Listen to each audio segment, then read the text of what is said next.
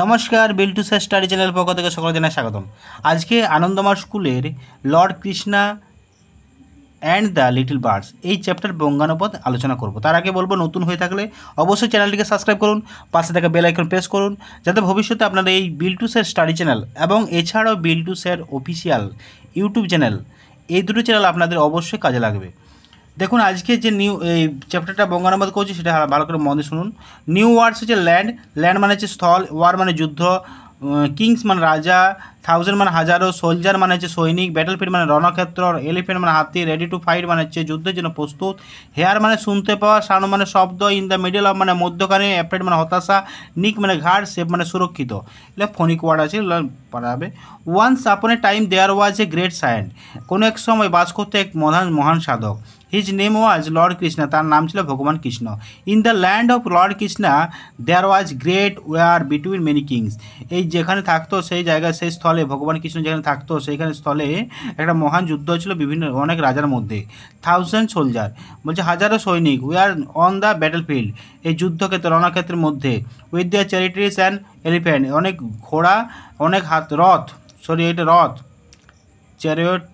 Chariots মানে হচ্ছে রথ, অ্যান্ড দ্য এলিফ্যান্ট মানে হাতির। They were all ready to fight, তারা সবাই ছিল যুদ্ধের জন্য প্রস্তুত। The lord Krishna heard the sound of baby birds, ভগবান কৃষ্ণ শুনতে পেয়েছিল কিছু শিশু পাখির শব্দ, চিপ চিপ আওয়াজ। দে ক্রাইড, তারা চিৎকার করছিল।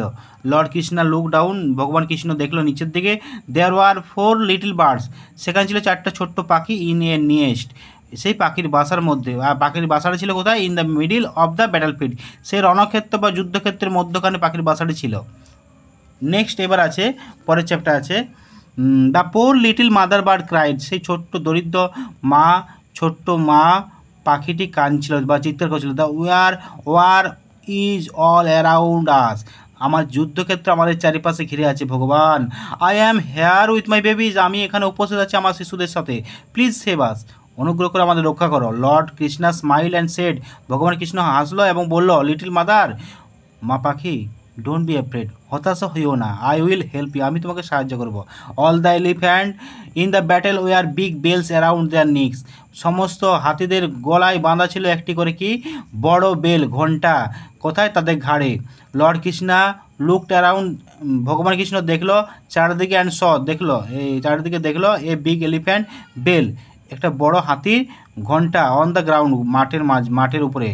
হি পিক ইট আপ, সে তুলে আনলো। And put it over the nest of the little birds, এবং সেই পাখিটির বাসার উপরে, ছোট্ট পাখিটির বাসার উপরে কী করলো?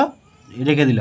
ইট ওয়াজ এ লং হার্ড ব্যাটেল, এটা ছিল খুব দীর্ঘ এবং শক্তিশালী যুদ্ধ।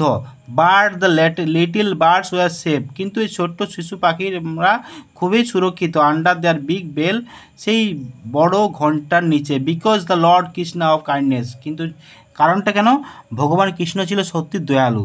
তো যাই হোক, এই চ্যাপ্টারটা আমি পড়ালাম, যদি ভালো লাগে অবশ্যই এটা লাইক করবেন, কমেন্ট করবেন, শেয়ার করবেন।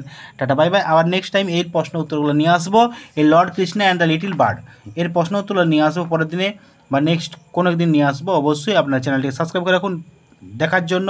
টাটা বাই বাই, আবার দেখা হবে পরবর্তী ভিডিওতে।